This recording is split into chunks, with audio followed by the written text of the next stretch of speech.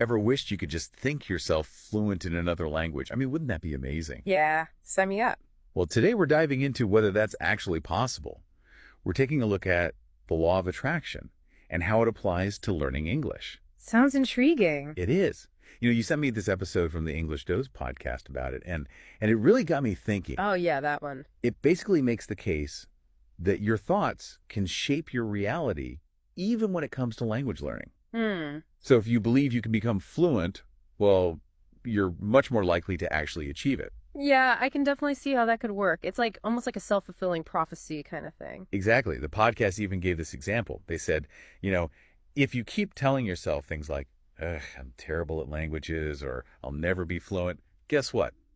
You're probably right. Makes sense. If you believe you're going to fail, you're probably not going to put in as much effort, right? And that lack of effort, well, it just reinforces that negative belief. It's a vicious cycle. Totally. But here's the thing. The podcast also talked about this idea of the mind being like a magnet attracting what we focus on. So does that mean if I just sit here and visualize myself speaking English perfectly, poof, I'll suddenly be fluent? Oh, if only it were that easy. Oh, right. I mean, visualization is definitely helpful. It can motivate you. It can give you a clear goal to work towards, but it's not magic. Yeah. The podcast actually emphasizes this, They say that action is absolutely key. Okay. It's about combining that positive mindset with actual effort, with consistent practice. Yeah. That's how you really make progress. So it's not just about thinking it, it's about doing it too. Exactly. I get it. And speaking of doing it, Hmm. our listeners are already taking steps to improve their English. They're, maybe taking classes, using language learning apps, or watching English movies. So how does this whole mindset thing fit into all that? Well, I think that's where this idea of changing your inner dialogue comes in. The podcast talks a lot about this. It's about shifting from I can't to I'm learning or I'm getting better, Okay. Yeah. It's about focusing on the progress you're making, even if it's just a tiny step.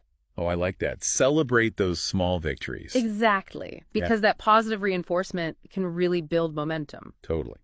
And to help us do all that, the podcast gave 3 key takeaways. First, get super clear on your goals, really visualize yourself achieving them. Second, use positive self-talk, like we were just saying, I'm learning, I'm getting better. And third, of course, take action consistently. But, isn't it okay to feel frustrated sometimes?